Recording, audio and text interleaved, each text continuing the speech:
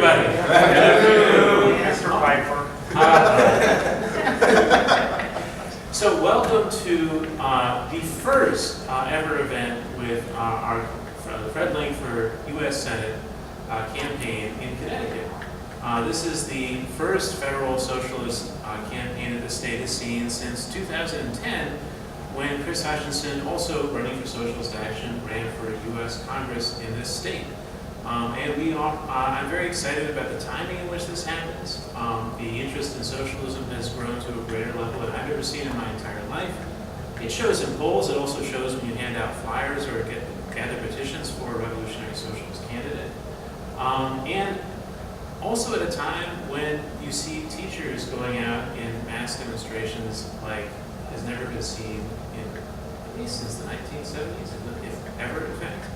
And all kinds of developments are occurring that are either very unique or new or have not been seen for quite some time. And I'm very excited to have with us the two speakers we have today, Richmond Depore and Fred Linck.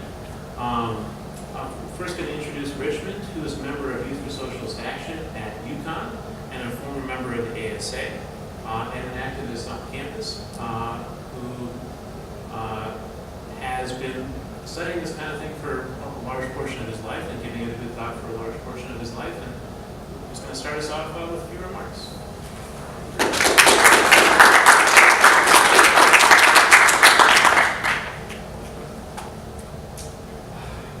Such a nice day out today. Yeah, I have my words jotted down, so I periodically I'll be looking down a bit, so it's a little warning. So good afternoon, everyone. It's my hope that today proves to be a very telling and auspicious day for us to start taking some serious steps in this rather important matter of the perpetual onslaught handed to us by the treacherous marriage of the infallible institution of democracy and the ever-liberating maker of dreams, capitalism. Now, I wouldn't mince my words at all. You see, growing up as a young boy in my homeland of Ghana, simply put, I hated the Western world and everything it stood for. Why, you might ask? Ghana, the entire African continent, isn't and has never been free. You might be mistaken to assume the so-called independence of various African nations from European imperialist class in the mid-1900s as liberation. You see, my friends, that is the power and the facade of neocolonialism. How can a so-called free continent be still embarrassed with some disheartening levels of poverty and a lack of industrialization, not even comparable to any other in recent times? Especially considering the sheer amount of natural resources God has blessed the African continent with. All things being equal, at least a third of African countries should have fully been industrialized nations by now. Why is Ghana, Nigeria, Congo DRC, Cameroon, and many others still languishing in precarious states, whilst barren economic deserts like Switzerland, Belgium, and France being ultra wealthy and prosperous? My friends, wake up. This isn't a sheer coincidence. The first industrial revolution in the Western world was fueled by the human labor of Africans in the form of slaves, and the second by the newly discovered natural resources found in the heartland of the continent. As I'm speaking to you presently, the fate and future of the African continent isn't charted in Douala, Lusaka, Abuja, or Bujumbura, but rather in Brussels, Washington, Paris, and other Western powers. When Karl Marx spoke of the bourgeoisie and the proletariat, it wasn't meant to be taken in the most mundane and simplistic of interpretations. The dichotomy of the present, PT developed versus undeveloped, is the bourgeoisie and proletariat we are all overlooking. The mere fact that Switzerland stows with most of the profit to be derived from chocolates, whilst lacking a single cocoa tree, is exploitation. With unscrupulous Western bodies in place like the IMF, World Bank, sadly, this status quo of engineered African mediocrity as a pawn in this detrimental game of capitalism shall persist. My friends, this isn't just an African issue. It is a shared phenomenon, or better put, a specter. The cheap consumer culture in the US that fuels and proliferates sweatshops in many developing countries like Bangladesh is exploitation. The use of public taxpayers' monies to fund asinine, unnecessary overseas wars that destabilize self-determinist nations is also exploitation. That is the exploitation of the goodwill of the workers in America by hawkish, guileless politicians with their own covert agendas. The fact that the color of one's skin can warrant a summary execution is also exploitation. The exploitation of the exploitation of being transformed into infallibility conferred onto law enforcers to act with utter impunity and implicit racial bias without a fear of ramifications due to the pitiful nature of the current American justice system. And even now, the use of fear of the scientifically backed impending disaster brought forward by climate change is being used as another form of covert exploitation. Surely the impendence there isn't mainly about just reducing carbon emissions, right? It is surely not because, for example, Ghana and Ivory Coast potentially setting up cocoa, chocolates producing factories to process their cocoa, which would then have them be in charge of most of the profits and thereby leaving Swiss monetary reserves barren and empty overnight, right? While the Western world knew goddamn well about the use of coal and its attributes and the increasing carbon emissions in the atmosphere, they prefer to be silent about it. You can't tell me that if Johannes Kepler in the 1600s knew that the planets orbited the sun, European industrialists in the 1770s had no idea that carbon could have detrimental effects in the present. That cannot be used as yardstick to stop developing countries in the global south from setting up factories and setting up these tangible, modest means to begin industrialization of their raw produce into processed goods. Wake up, my friends. Look, Washington doesn't control and have the power. It's you and I. The collective will and the effort of the masses and the workers is the only cyanide that can result in tangible change. As Che Guevara once put it, the revolution isn't an apple that just falls. You have to make it fall. The bought and sold out reactionary powers on Capitol Hill have no leverage whatsoever against a unified and potent voice of the awakened masses and workers. We have the power to agitate for what is right. The shutdown of all U.S. foreign bases, the provision of comprehensive health care for all, the guarantee of the rights, views, and opinions of all citizens to be protected, and tougher regulations at the rate at which capitalistic vultures are running economically amok, unabated. I say this uncategorically. Nowhere in a billion years should a select few condone so much economic power over the remaining 99%. Where is the anger? The acceptance of one's fate as doomed and unchanging. That's, my friends, is why exploitation in developed countries goes unabated. My friends, this is why our struggles are so ever intertwined. The destruction of the neocolonial states in Africa, Latin America, as well as the Caribbean and Puerto Rico and other U.S. colonial territories can and will only be ended by the collective awakening of the masses and workers here in the United States as well to a shared problem of the imperialistic loss of capitalism. Nelson Mandela once said, injustice anywhere is a threat to justice everywhere. Please wake up, my friends. Let's mobilize, let's strategize, and dismantle the greatest plague to ravage decent and honest living in our contemporary times. Thank you.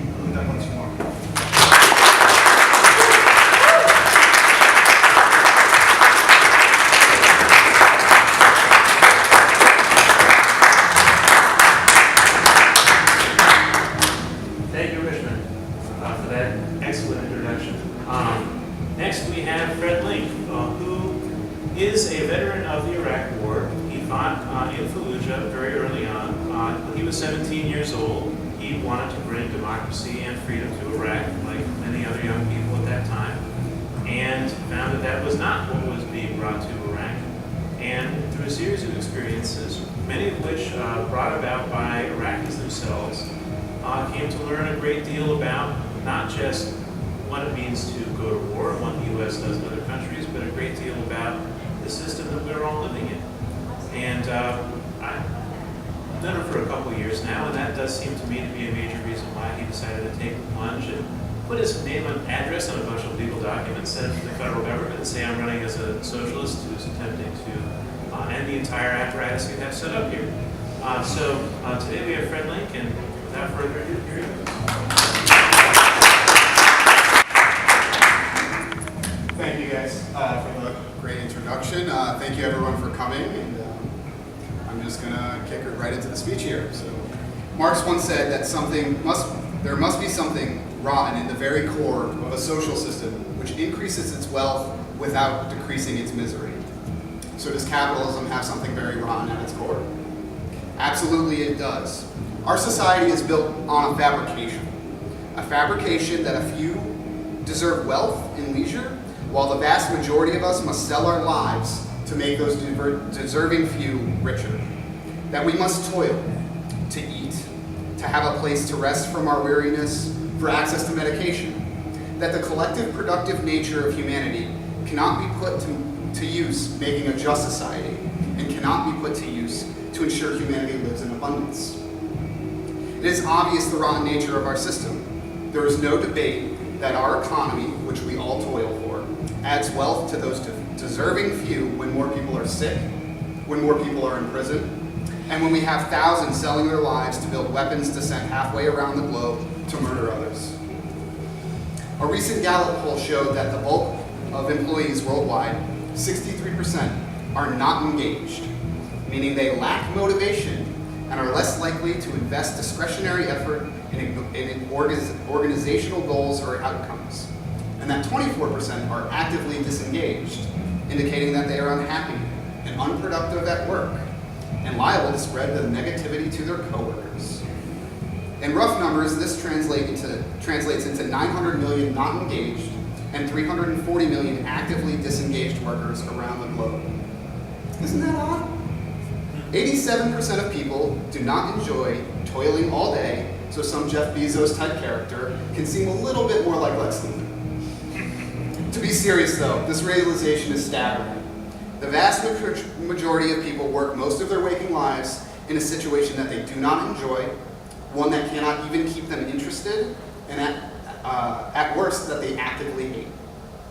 Could this be due to the fact that most people's work is for the benefit of a tiny minority of rich folks? Could it be perhaps that the system is producing massive pain in those that are lucky enough to work? That minority that can sell their labor for money. 1 billion people live in slums around the world.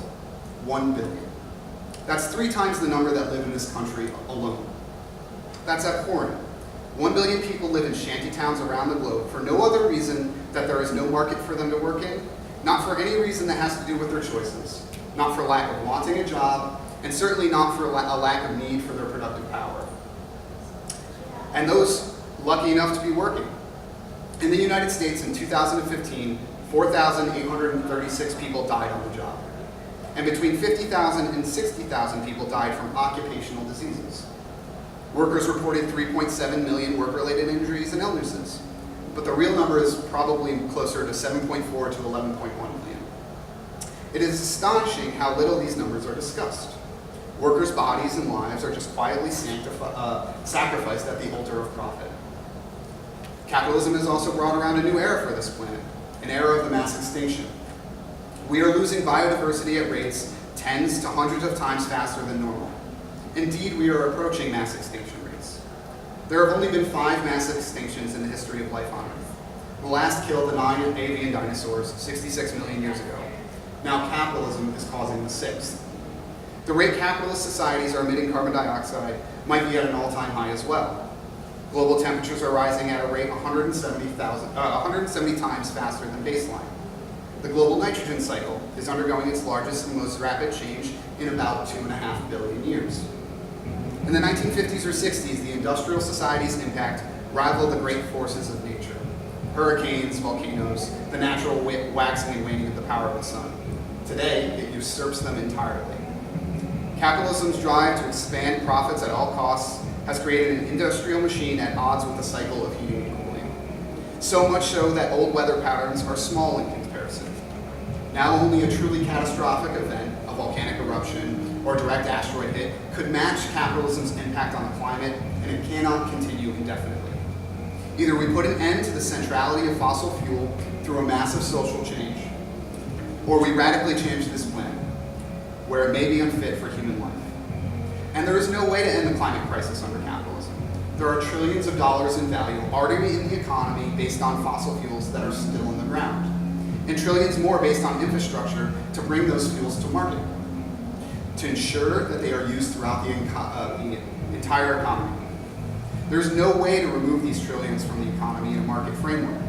During the financial crisis of 2007, the market lost an estimated $6 trillion. And think about what happened to the economy. Millions lost work, thousands lost their homes, and that is just a fraction of what must be removed from the market for us to have a chance to change the ecological collapse we're facing.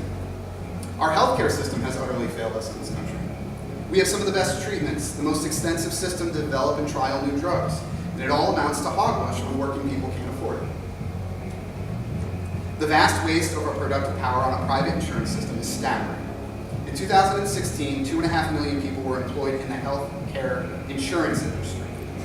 Meanwhile, there were only 2.5 million nurses. Let's put that into perspective. This means literally the same number of people who are employed in organizing a system for profit to ensure that insurance companies get those profits. It's equal to the amount of nurses that do the vast undertaking of our medical needs. There are the same number of people paid to help us get better as there are to figure out a way to deny coverage, pass costs to you, the insured, and make sure paperwork gets done right. All for something that should be a human right. Another way to look at it, there's about 750,000 agricultural workers employed in the United States. That means that 3 times the number of people pushing paper for insurance companies as there are people who feed us. And this measurement does not account for all those in hospitals who have to keep books for insurance companies. Beyond the departments dedicated to task, nurses and doctors themselves must deal with the demands of the insurance companies every day. This is why under capitalism, the healthcare industry is so expensive. Why we have sick care in this country and not healthcare. Take, for example, someone who gets type 2 diabetes. It's rapidly rising. If we had real healthcare in this country, we could cut this number down drastically. During an annual checkup to your doctor, he could see that you were in a pre-diabetic trajectory. To stop the course, he could prescribe a gym membership, a health coach, a nutritionist, and a personal trainer for 1 year. This would cost on the open market about $10,000. The health coach would come to your home, could teach you how to portion, how to cook foods you enjoy, and give you support and advice on how to change your current trajectory. The nutritionist could go over with you specifically what are good and poor foods to eat, and come with a plan that does not feel like starving yourself. The personal trainer would show you how to exercise in a manner you enjoy, a way to have a more active lifestyle. We know if you do these things as a pre-diabetic, that you can avoid becoming diabetic entirely. The average cost of someone with diabetes is $13,700 a year. And that's for the rest of their lives. The quality of life for someone who made the changes before becoming diabetic would be astronomically different. It's much harder to quantify this for insurance companies. They're more interested in profiting from you than making sure you stay healthy. So as the inefficiencies in healthcare go, so too the inefficiencies throughout the entire system of capitalism. Now, only about 1,300 companies control 80% of productive revenue. These companies all have thousands of people keeping books, maintaining records, so they don't miss out on profit. The vast majority of people around the world are toiling away, not to eliminate misery, not to create a society of abundance, but to ensure that there is a scarcity in resources, to ensure that their markets have active buyers. With all of these inefficiencies, capitalism must work on a boom and bust cycle, where we go from crisis to crisis. Again, in the most recent financial crisis, the economy lost an estimated $6 trillion of value. This was caused by no change in material conditions. There was no change in how many homes there were. There was no change in how many factories, how many machines were in those factories. No change at all in the natural resources of the planet. How does that make sense? There are millions out of work around the globe, not for want of a job, not because no one needed the production that their labor could produce. There were still hungry people all over the world. Millions were losing their lives to easily cure diseases, and we kept upping the use of fossil fuels. There was no reason for this type of crisis. It is the system which is to blame, the gambling of the few thousand wealthiest around the globe. The system caused undue misery and created more stratification of wealth. These massive contradictions of the system of capitalism, has caused us all to feel like there's something very deeply wrong. We know there is a giant gap in what is happening around the world and what is possible. To quote someone who explains it much better than I, Peter Cameo, everything you use, everything you eat or wear, your car, your housing, you didn't make any of those things. We don't produce those things individually. We produce socially. We have a division of work in the United States and the whole world for that matter. People in one part of the world make things which people in another part of the world use. But even though we produce socially, through cooperation, we don't own the means of production. And this means that all the basic decisions made in society about what we produce, These decisions are not made on the basis of what people need, but on the basis of what makes profit. This ownership and decision-making has become highly centralized. Again, a recent study found that 80% of all revenue in the world is controlled by just 1,300 companies, and that 40% of all revenue is controlled by just 147. As powerful as the ultra-wealthy and their states may seem, they cannot solve innumerable, dire problems that face working people. On a very good day, and when faced with a direct threat to their very rule, the bosses can even grant significant and sweeping concessions, but this is as far as they can go.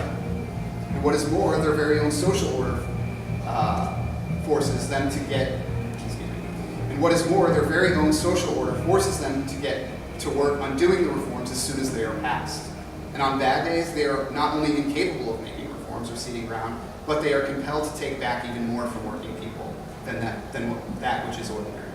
They are forced to cut wages, extend working hours, lay off workers, start new wars, pass draconian laws, cut health benefits, remove environmental protections, and must continue to do so even in the face of mass opposition, and even as the material basis for a better world is all the greater. This is a fact proven by the historic record, and it educates that the working class through hard, bitter experience. And it produced moments that compel working and oppressed people to go beyond a right for limited specific demands.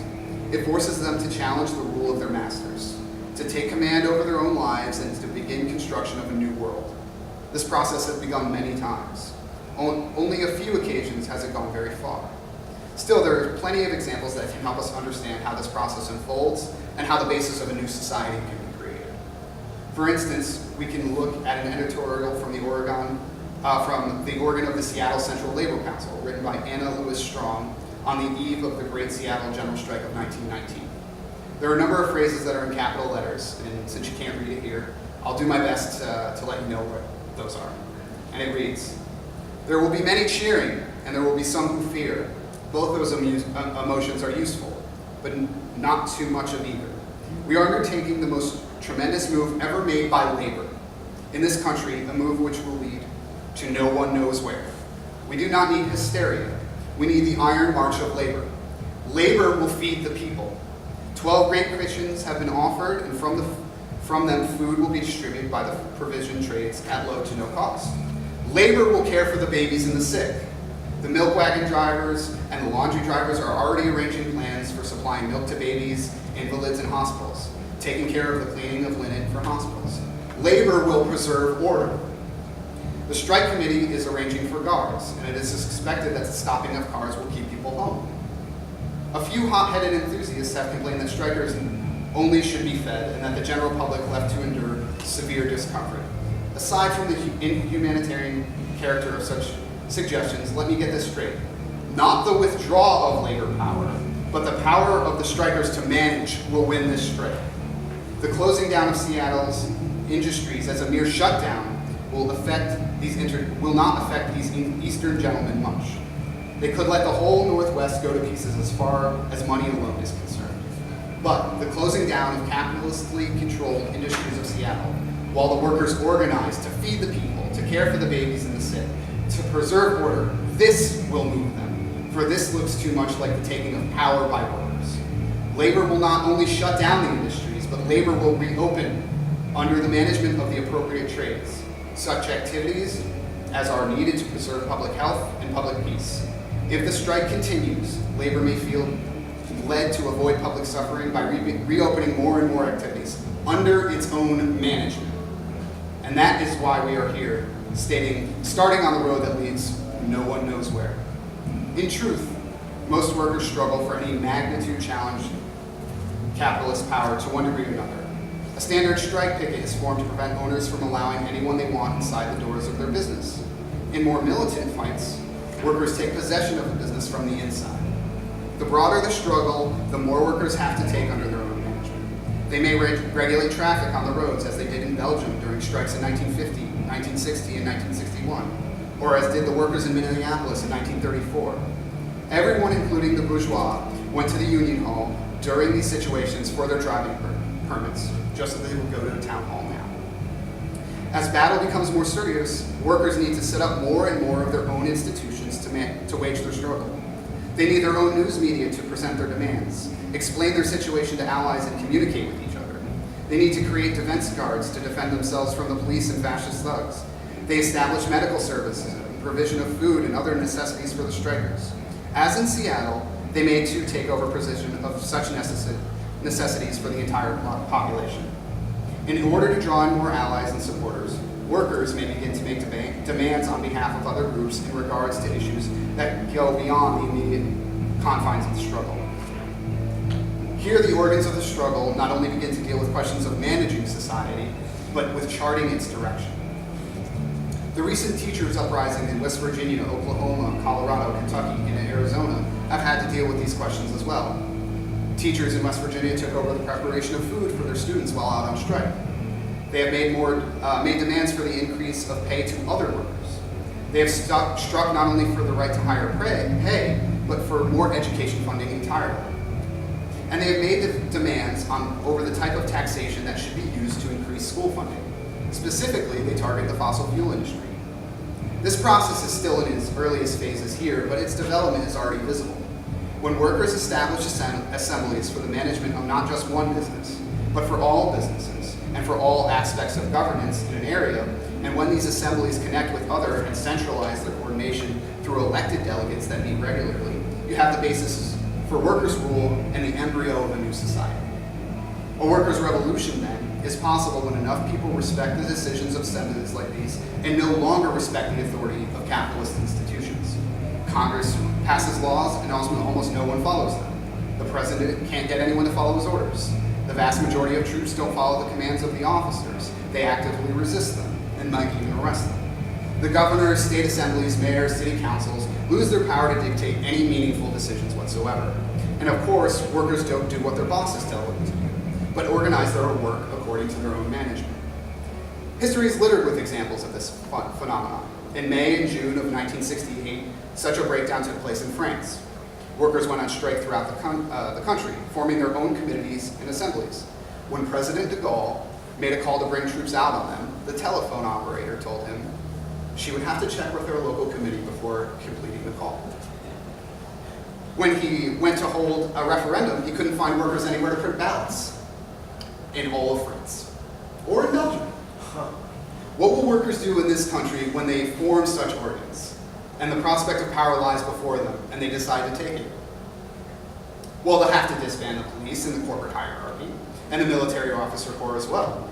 It is not possible for the exploited to establish their own rule while allowing the command of their masters to remain intact. They will need to resolve the massive contradiction between the social organization of production and its private ownership. They will nationalize the largest corporations and banks, making them into public entities under the common supervision of workers' assemblies. We already know, roughly speaking, which businesses we're talking about. They're on that list of 1,300 that do 80% of the world's revenue, maybe a few more. Workers will not need to nationalize the small businesses, the corner stores, cafes, small restaurants. They need the commanding heights of industry and finance to create the foundations of a new society. Workers would do well to use their new leadership position to support small business owners, actually, and to remove the boot that big capital has placed firmly on their necks. The massive economic units wielded today by the capitalist society dominate humanity while engaging each other in perpetual war, wasting incalculable resources and throwing our lives into one crisis after another. The workers will place these giant organizations at the service of the vast majority of humanity and unite them under a common plan. So how can workers organize the management of this project? As their power will likely come out of the type of struggles described above, it is reasonable to expect that an essential dimension of their decision-making will be controlled through committees based in workplaces. And indeed, this has been the historic experience. To represent them in some far-off office.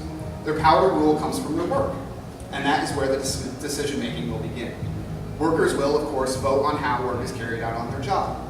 They will also elect delegates from their workplaces to represent their perspectives in local and regional bodies. By bringing the basic political discussions into the workplaces, workers will be able to hold meetings as much as they feel like it, every day if they desire. Workers will know their delegates well. They will know what they are like on the job, what they're like in meetings, and through these meetings, they will become very familiar with their politics. No savvy media campaign will be able to fool anyone as the orientation of their local workplace delegate. And workers will see no reason why these delegates should not be recallable at any time. Any time they meet will be a time they can recall a delegate. Workplace delegates in local and regional bodies could elect representatives to national and international bodies. Workers would also want to meet directly in larger regional bodies, in quality control boards, in trade union assemblies, to deal with neighborhood and local questions. And they would put the big questions up for referendum. Students would have their own committees, as would other classes. Delegates elected by workers would not form a legislative talk shop separate and apart from the real activity of government. Workers would need the governing apparatus to be just accountable to them as the legislative and just as recallable. They will most likely make them one in the same body. In place of an unelected, unaccountable bureaucracy will be elected representatives directly accountable to working people and removable at any time. The arrangement appeared, for instance, when workers took over Paris in 1871. Marx observed, instead of deciding once in 3 or 6 years which member of the ruling class was to represent and repress the people in Parliament, universal suffrage was to serve the people constituted in communes, as individual suffrage serves every other employer in the search for workers, foremen, and accounts for his business. So too will it be when workers in the United States are in the South. Politicians say they work for us, but what kind of job exists where you can only be fired once every 4 years? Where there are only 2 applicants for the job? What kind of employee is allowed to keep 99% of his work secret from the boss? Your boss can walk in and demand to see what you are doing and have done at any time and can fire you on the spot if what you're doing is not to his or her liking. So too will it be for the managers of the worker state. In a corporation, the supervisors are hired by building managers, who are in turn hired by regional managers, who are in turn hired by CEOs, and they are hired by the owners of the company on the board. In a new society, workers will elect respected and competent managers when needed from among their own ranks, recallable by them at any time. In some situations, workers will find a simple rotation will be the best way to choose managers of a specific task. So what will workers do with their new democratic control over the economy and the society? Let's consider what the first 5 years could look like. On day 1, without spending a penny, workers in power could stop all deportations and grant citizenship and full rights to every person living in the country, end the refugee ban. We could arrest killer cops. We could end all restrictions on abortions. We could outlaw all discrimination against women and all discrimination based on gender identity or sexual orientation. Establish full civil and human rights for lesbian, gay, bisexual, transgender, queer, and intersex communities. In short order, workers would immediately close all military bases and bring home troops from overseas. What could be done with the massive resources at workers' disposal? Let's start simply. Well, the federal budget for healthcare, currently spent on Medicaid, Medicare, and the VA, could be used to pay for all healthcare in this country if workers nationalize healthcare. We can tell by comparing the costs in our current system to that of national single-payer plans in other countries. But by doing this, we leave $200 billion in spending unused. This could be used to train 400,000 doctors a year, doubling the number of doctors in this country in less than 10 years. In this country, workers in power would have no use for the military, used by capital to oppress and exploit the world. They could eliminate it entirely, and with the savings, they could, for example, pay to power every household with wind power, free of charge, every year. Pay for about 10% of the country to go to college for free. That could be everyone ages 18 to 21. Create 1.3 million infrastructure jobs, double the number of public school teachers, and create an additional approximately 900,000 clean energy jobs. Workers, too, would not have much interest in enriching the ultra-wealthy. We can assume that we could take much of their money, too. Mark Zuckerberg, Warren Buffett, and Bill Gates all made about $10 billion each in 2013. That alone could pay for 500,000 infrastructure workers. But what about the top 1%? Using conservative estimates of the top 1%'s income, assuming they already pay the full tax rate of 39%, they don't, and leaving them $150,000 a year, the workers in power could still save about $1.6 trillion. This figure alone could pay for about 28 million people to work on infrastructure. Or to do this all at once every year, to do this all at once every single year. Pay for wind power equal to that needed for powering every home once again. Pay for 31 million people to go to college, that's 10% of the country. Create 13.87 million infrastructure jobs, and add over 6 million public school teachers. That would triple the number of teachers in this country. And there's no reason why workers would decide to keep paying banks and speculators interest on debt. Not when they own the banks. They would cancel all such debts, public and private. The governments of the world owe some $63 trillion in debt, and they spend exorbitant sums on it. The state of Connecticut spends about $2 billion a year on its debt. Nearly all of this money goes to the very rich. Likewise, workers would see no reason to pay rent to landlords. With savings from any number of the above-mentioned sources, a modest number of publicly financed building trades workers could make quality, beautiful housing a basic human right. How many would be needed? Well, total construction jobs today total no more than 9 million. Committing a few million workers from their infrastructure job projects above to home construction and maintenance would likely be the trick. The massive increase in infrastructure work could make quality public transit available to all. And to be honest, we don't need to exactly quadruple the number of public school teachers. A portion of these jobs can easily go towards early child care and elder care, making it available 24/7. About 10% of all crops grown today are used in biofuel, and at least half of all food produced is thrown out, mostly for market reasons. Of the food you do manage to buy in the grocery store, about 75% of the price comes from advertising, packaging, long-distance transportation, and storage. An industry commentator quipped that if you were to ship an empty cereal box to the store, it would probably cost about as much as a box with cereal in it. Furthermore, much of the remaining 20% of the price that goes toward making the food itself goes to rent on land, interest on loads, food processing, and a variety of inputs whose prices are jacked up by super monopolies. By simply not choosing to use food and biofuel, to not throw out food, to cancel rent payments, loan payments, expenditures on marketing and extraneous packaging, all measures that can be taken immediately and with little to no additional funding or restructuring, workers could cut the price of food drastically, most likely by about 3/4 overnight. With a little restructuring, it's clear workers could provide food to everyone in this country for roughly the money now spent on food stamps. As workers eliminate redundant or unnecessary tasks, and as they increase the efficiency of production, they would have no need to increase unemployment. Instead, workers could simply reduce the amount of time people work in a given field while retaining their pay. Or they could offer displaced workers new jobs in other fields and reduce the amount of time that everyone works. To review: healthcare, housing, food, education, transportation, childcare, elder care, and unemployment. Workers in power can make all of these basic human rights in very little time, with barely even beginning to unravel the massive social wealth available to them. And it would be a central obligation for the workers' government to focus this transition first and foremost vigorously in communities that have been historically oppressed and super exploited by American capitalism.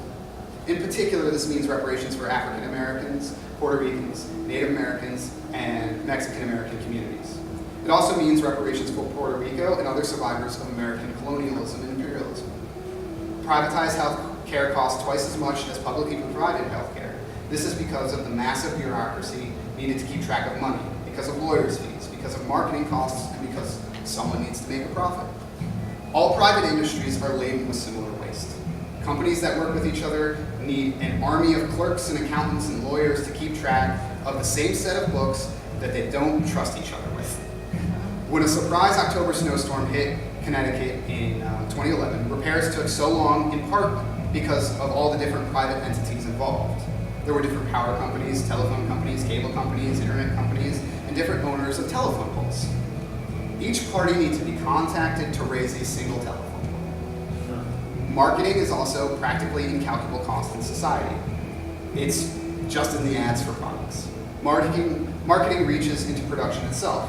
A study in the 1950s found that nearly already 25% of the cost of cars comes from superficial changes in appearance used to sell old models like their new ones. Ending private domination of production will free trillions of dollars and millions of lives wasted on bureaucratic nonsense and the nonsense of marketing.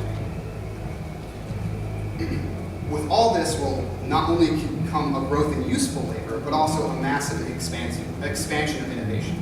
Stephen Jay Gould once said, "I am somehow less interested in the weight and convolutions of Einstein's brain than in the near certainty that people of equal talent have lived and died in cotton fields and sweatshops."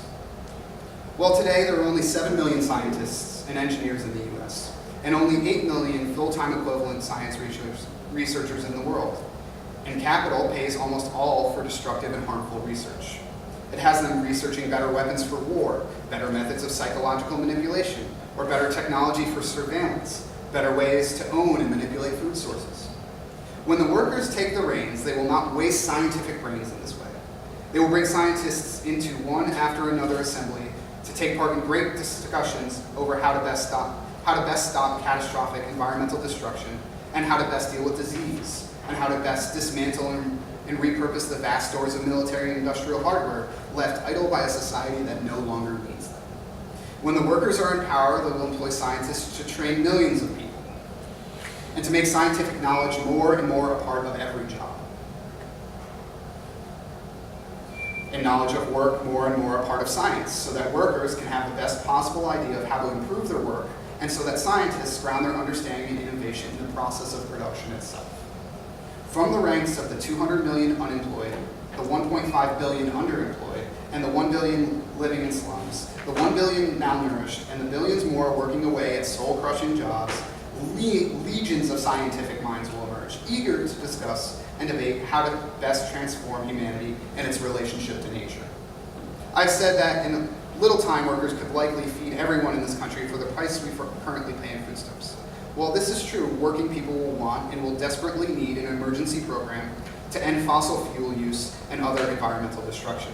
And so they will commit millions of people and trillions of dollars towards it. Fundamentally reshaping not only transportation, housing, energy, production, and production of goods, but also the production of food itself. And it will be the most wide-ranging and intense discussion ever seen in human history. Workers and scientists and farmers will get together to figure out how to replace chemical fertilizer with their organic forms that are built into the farming system itself. They will replace chemical pesticides with natural predators. They will debate how much local and urban agriculture to use. They will debate and experiment with different planting and cultivation styles, with irrigation and onwards. An emergency intervention into the many environmental crises unfolding today and the transformation of humans' relationship to the natural world would also provide one of the central means by which the very culture around work changes. Children will grow up knowing that their elders created such a tremendous shift in life that they will want to try their hand at doing the same. Consider how every classroom might change. Teachers right now say, you're going to need to know how to do this when you get a job, or when you go to college so you can get a job. Imagine instead, we're studying this today so you can end racism. We're studying this today so you can end climate change, so you can save New York and Miami and Puerto Rico from flooding. Today, any teacher who says these things could never explain to students how they would be done. No one is doing such things right now. There is no job anywhere where you get to study those sorts of things. Workers' democratic control of production would make it possible for teachers to say this, and students would believe it without explanation. Why? Because they would be going to meetings on a regular basis about these very questions. That would be part of your education. They won't be learning about Congress in school. They won't be learning how a bill becomes a law in a book. They'll be going to meetings where the law is made and where the law is enacted, as will their parents, and as will everyone in their community. And there is no way to create an environmentally sustainable world without developing a plan globally as well as locally. Nature does not recognize national boundaries or private property. Oceans, rivers, air, animals, pathogens, they all relate to larger systems. The only truly rational way to relate them to one another is through democratic cooperation. As workers develop and redevelop their plans, they will be able to plan for every aspect and consequence of production, rather than produce an endless assembly line of objects that degrade and become useless on one end with a stream of waste coming out the other. Workers would learn from their natural systems and develop a process of production where each elements in effect is accounted for and assigned a purpose. In this way, humans will begin to stop thinking about production of things and move to more of a management of process. So where does the socialist electoral campaign fit into all of this? Winning office is not the ultimate criterion for a socialist electoral campaign. The degree to which such a campaign strengthens and advances the struggles of the working class and the ability of its members to fight in their own interests is the ultimate task of the working class, not to take office, but to take power. There is a society where the center of power lies in the private ownership of property and production, and in the vast, unelected bureaucracy of the state machinery in the armed bodies of the police, the military, directed by the leadership of officers and generals. Taking seats in some few elected offices does not neatly transition into taking power. For the working class, taking power from their exploiters is far more comprehensive and challenging process than simply signing petitions and winning votes can encompass. The class struggle takes place on many fronts, though in the electoral arena, and that arena even managed and set up by capitalists, is one such front. An electoral campaign offers socialists the opportunity to advance political consciousness and the sophistication of working people. It is an opportunity to counterpose socialist politics against those of capitalist parties, and to expose the class nature of their parties, the class nature of society, and most of all, the class nature of the state, and how it is essential in the rule of capital. Elections are about who should rule. Socialists can use them to pose the question of which class should rule. Socialist electoral campaigning opens an opportunity to discuss how to organize as a class rather than a series of isolated interest groups.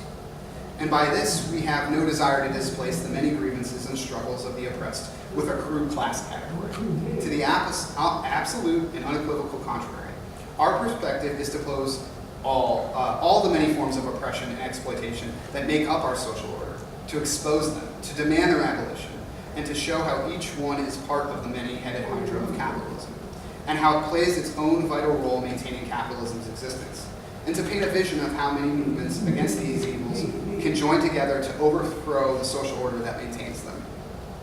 An electoral campaign is an opportunity to clarify who the enemy is and who the enemy is not. The enemy is the capitalist class, all its institutions and its organizations, including its parties. The enemy is not working people from other countries. This is also the role of the Socialist Party in general, and in the process where workers move from fighting over specific demands to managing parts of society, to establishing their own organs of power, to establishing their own role, history has proved a revolutionary party to be essential. For the window of opportunity is brief, and the opponents of workers' rule know what they are doing. When working people do not build their own organizations aimed at taking power before such movements, they will be derailed by their opponents before making the decisive move. This last year provides an important reminder of the need for an independent working class leadership. The day after Trump was inaugurated, 4 million people hit the streets. 1 week later, tens of thousands stormed airports to stop the Muslim ban. And they forced a Bush-appointed judge to put the ban on hold. And yet for months, all the Democrats have done is to channel people into legislative sessions and into anti-Russian propaganda. And in so doing, they are inching people off the streets and into the support for another of capital's representatives. But nonetheless, the class struggle refuses to end. And now teachers are striking in numbers not seen since the 1970s. If you would like to see how such struggles grow, if you'd like to expose the Democrats and Republicans for what they are and help bring a socialist vision to this state and this country, if you would like to challenge the rule of capital, please consider supporting our campaign and consider joining Socialist Action.